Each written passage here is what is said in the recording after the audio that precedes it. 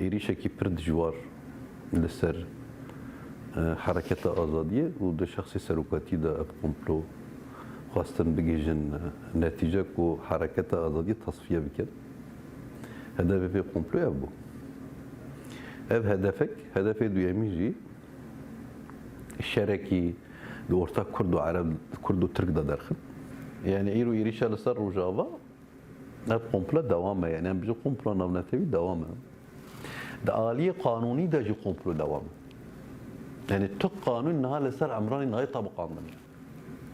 Emranî wekî şiklekî nîşan bêjin. Taybet e yani.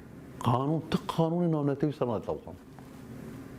Ne qanûnê dewlet e. û em zaten tekuşîna wê em didin ku em vê mafê hêviyê pratîk bikin. Yani gere pratîk bibe.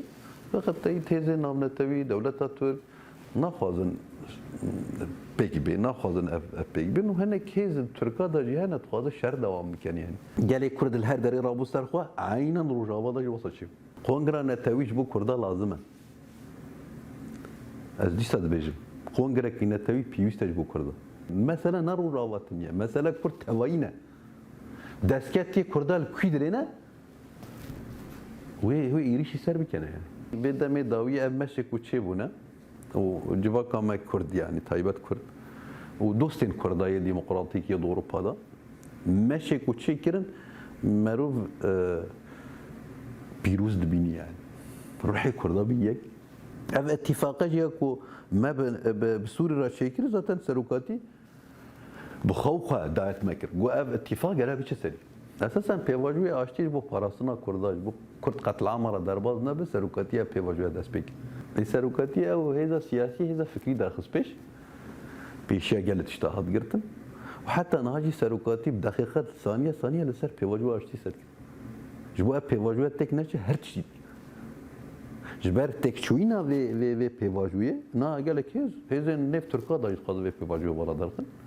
Hêzên navnetewî dixwaze vê pêvajoya wela derxin. Esasa êrişa li ser Bakur Rojatê Sûrî bo pêvajoya aştiyê wela derxin. Hedefa me çi ye em nehêlin şer çêbibe. Şerê bê ser Rojava çêbibe li ser Kurda taybet qetlamê serê Kurdan em nehêlin.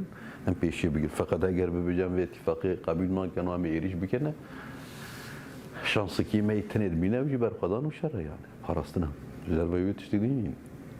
Na zaten tiştek ku em nihal ji bo Kurda bikin ew e. Yani taybetmendî Kurda em divêyan tekre Sûriyê da biparêzin.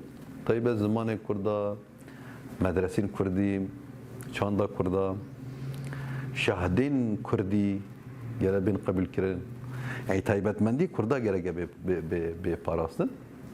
Tabii konferansekî ya yekrêziya gelê Kurd çêbû.